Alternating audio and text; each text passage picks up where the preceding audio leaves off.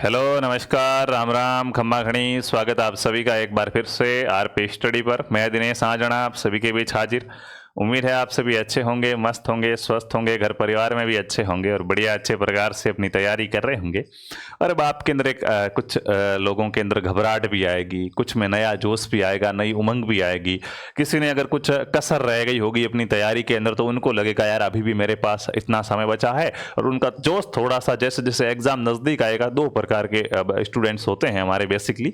एक वे स्टूडेंट होते हैं जो परीक्षा नज़दीक आने पर थोड़ा सा उनके अंदर जोश ज़्यादा आता है, यार अब तो इतने दिन ही रहे, अब इन 7-8 दिन, या मान लो कि अपने तो अभी काफ़ी समय पड़ा, 1 महीने से ऊपर पड़ा, लेकिन कि इन दिनों के अंदर अगर मैं अच्छे से कर लूँ तो क्या है, बहुत आराम से है, नहीं तो क्या पता पछताना पड़ जाए। उनमें थोड़ा जोश ज़्यादा आएगा, पढ़ाई की स्पीड उनकी डबल हो जाएगी। पहले जो चीज़ें उनको 2-2 दिन में याद होती थी वो 1-1 दिन में याद होनी स्टार्ट हो जाएगी। और दूसरी कैटेगरी जिसमें संख्या थोड़ी ज़्यादा होती है, उनमें ये होता है कि घबराहट स्टार्ट हो जाती है, नहीं हुआ तो क्या होगा, वो अच्छे से पढ़ नहीं पाते हैं, बेचैन रहते हैं। तो मित्रों, मैं एक बार फिर से आप सभी से निवेदन करना चाहूँगा कि एग्ज़ाम अभी जैसे जैसे नज़दीक आएगा बहुत से बच्चे पिछड़ना शुरू हो जाएंगे। यहाँ से बस कट ऑफ बढ़नी स्टार्ट हो गई, आप ये मान के चलो, यहाँ से बच्चे पीछे रहना स्टार्ट हो जाएंगे घबराहट वाले। लेकिन कुछ बच्चे ऐसे भी होंगे, अभी भी आपके पास समय पड़ा है, आप एग्जाम के 10 दिन रहेंगे, 15 दिन रहेंगे, तब अपनी स्पीड बढ़ाएंगे, तब जी जान लगा के पढ़ाएंगे हैं। इससे अच्छा है कि अभी से अपनी स्पीड को थोड़ा सा बढ़ा दीजिए, अभी अपने पास समय है।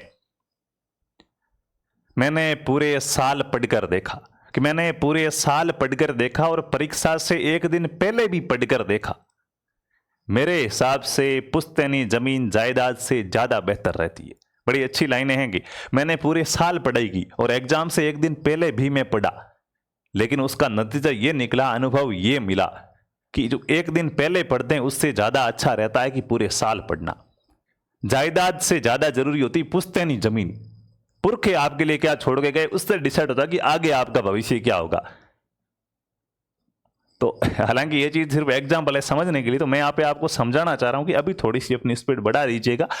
और अब आपको किस प्रकार से कैसे क्या तैयारी करनी, पहले थोड़ा सा हमें इतिहास से सीखना चाहिए मित्रों, ध्यान रखना।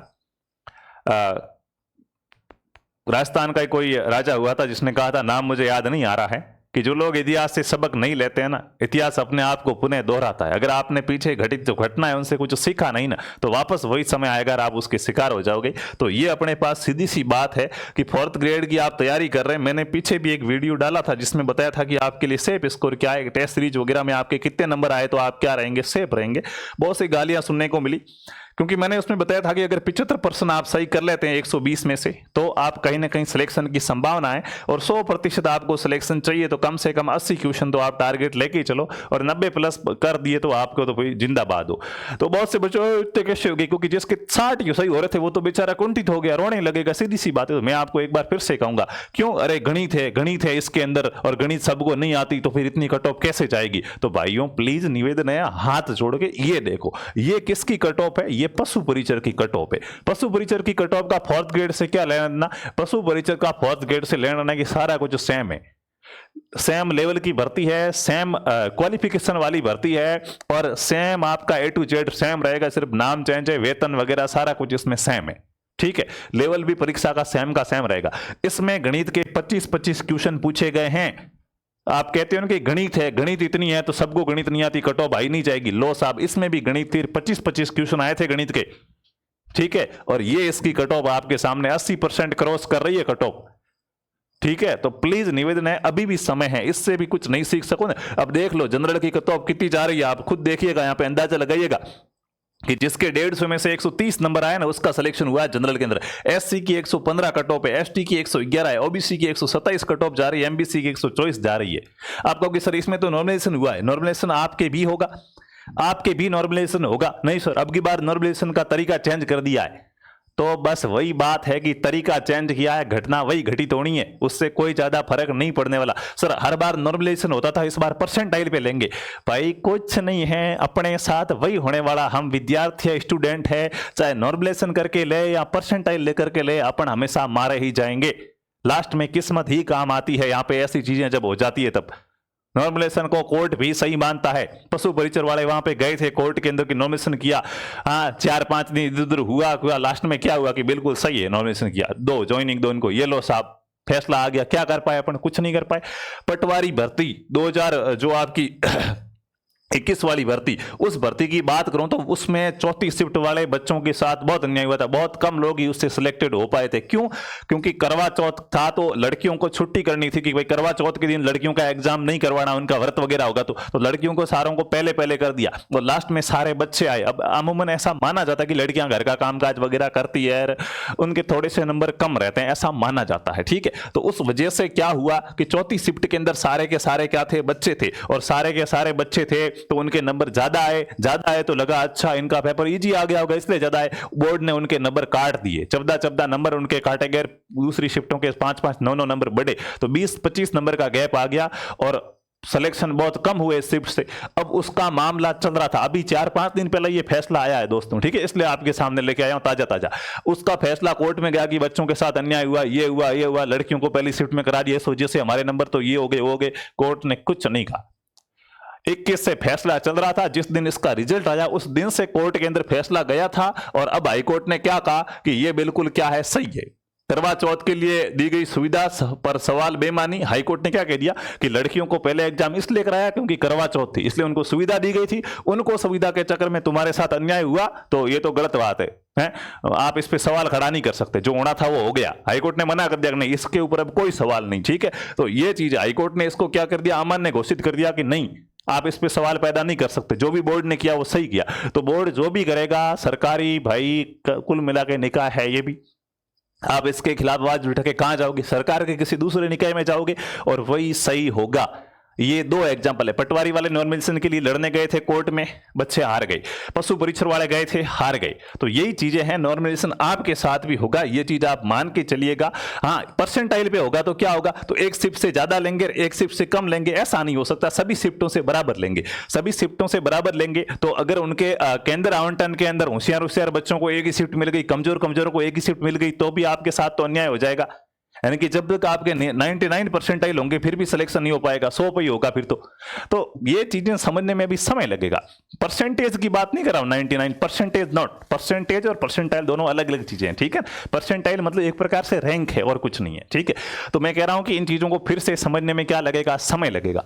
एक बार अब की बार भर्ती में परसेंटाइल होगा, फिर परसेंटाइल कैसे होता है, नंबर बढ़ते नहीं है घटते नहीं है, लेकिन रैंक पे कैसे सिलेक्शन होता है, ये चीजें अपने समझने में भी समय लगेगा। तो आप ये सोच के खुश मत होना कि अब की बार तो नॉमिनेशन नहीं होगा, नहीं होगा।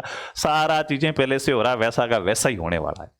तो प्लीज इतिहास से कुछ सबक सीखिएगा। पशु परीक्षण भर्ती जिसके अंदर इतनी तकड़ी गणित थी, मतलब पर्सन ज्यादा थे, गणित तो बेसिक आई थी, तकड़ी नहीं आई थी, ऐसी ही गणित आपकी यहां भी आने वाली है। अगर आप आज भी, मैं कह रहा हूं कि इन जो विषय आपको कठिन लग रहे हैं उसको छोड़ रहे हो तो मामला टेढ़ा हो जाएगा। तो इन लास्ट दिनों में पहली बात करेंगे, अभी आपके पास समय कितना बचा, तो लगभग 1 महीने प्लस का आपके पास यहाँ पे समय बचा है। ऐसा कोई बच्चा जो 0 से तैयारी स्टार्ट करना चाहे वो कर सकता है क्या? तो देखो, अगर आपका राजस्थान जीके वाला ये वाला पोर्शन अच्छा है, राजस्थान भूगोल, राजस्थान इतिहास, कला संस्कृति, राजस्थान की पॉलिटी है और थोड़ा बहुत विज्ञान कंप्यूटर के 5-5% है, ज्यादा मायने रखते नहीं है, ये वाला पोर्शन अच्छा है, तो आपको आज ही तैयारी क्या है शुरू करनी चाहिए। क्यों करनी चाहिए? क्योंकि इसके 70 क्वेश्चन है। ये वाला मोस्टली पोर्शन बड़ा है तो अच्छा है, तो फिर तो आपको हिंदी, इंग्लिश और मैथ है वो महीने में आप आराम से तैयार कर सकते हैं। ठीक है, 10 दिन की मैथ्स है, ज्यादा मैथ्स है नहीं, और हिंदी है, डेली रटने की चीजें, तो आप आराम से कर सकते हैं। आज से ही तैयारी करें तो इसके अंदर सिलेक्शन सुनिश्चित किया जा सकता है। दूसरी वे बच्चे कि सर एक आधा पोर्शन कोई कमजोर रहा है, जैसे सर हिंदी अच्छे से कर ली, अंग्रेजी कर ली, जीके कर लिया, गणित के अंदर हम कमजोर रह गए, या फिर साइंस के अंदर थोड़ा बहुत हमारा अच्छा नहीं रहा पोर्शन, कोई भी एक पोर्शन कमजोर रहा, तो इन लास्ट दिनों के अंदर जो आपने पूरा कर लिया है, जो पोर्शन आपका पहले से अच्छे से कंप्लीट हो चुका, उसका तो आप क्या करो, बार बार रिवीजन करो। और जिसमें आप कमजोर है, अपनी कमजोरी लेके एग्जाम में मत जाना। कमजोरी है उसको अभी से दूर करना, उसके बाद एग्जाम देने जाना, ताकि दोस्तों वहां पे हारना ना पड़े। ठीक है, तो जो पार्ट कमजोर है उस पे अभी आपको बहुत ज्यादा मेहनत करनी, उसको अच्छे से क्या करो, क्लियर करो। जैसे मेरे पास एक बहुत सारी क्वेरीज है, एक सर गणित कमजोर है, उसका क्या करें, तो मैं फिर से आपको दावे के साथ कहता हूं कि आपको पछतावा नहीं होगा ये बैच ज्वाइन करने के बाद। अगर आप बढ़िया अच्छे प्रकार से गणित और भी दूसरे सारे सब्जेक्ट बहुत बढ़िया और अच्छे प्रकार से एक्सप्लेन किए हुए, आरपी स्टडी ऐप के अंदर इसका मात्र है वो 449 रुपए के अंदर आपका कोर्स मिलेगा 4th ग्रेड का। आपका जो भी पोर्शन कमजोर है, गणित कमजोर है, गणित पढ़ो, बाकी वाला मत पढ़ना, कोई बात नहीं है। हिंदी कमजोर है, हिंदी पढ़ो, जीके का पोर्शन कमजोर है, जीके करो, अपनी जो भी कमजोरी है उसका पता लगाओ और उसको क्या करो, अभी से मजबूत करो।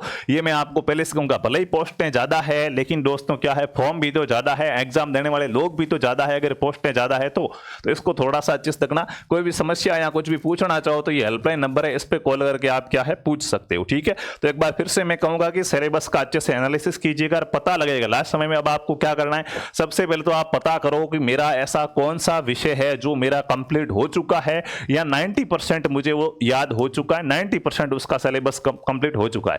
जैसे कि भाई हिंदी तो कि सर मेरे 90% हो चुकी है, चलिए। अंग्रेजी मान लो 90% हो गई, जीके वाला पोर्शन के सर मान लो कि 70% हुआ है, गणित वाला पोर्शन मान लो 50% हुआ। तो अब आपके जो पोर्शन अच्छे से क्लियर हो चुके हैं उनके आप ज्यादा से ज्यादा एमसीक्यू करो।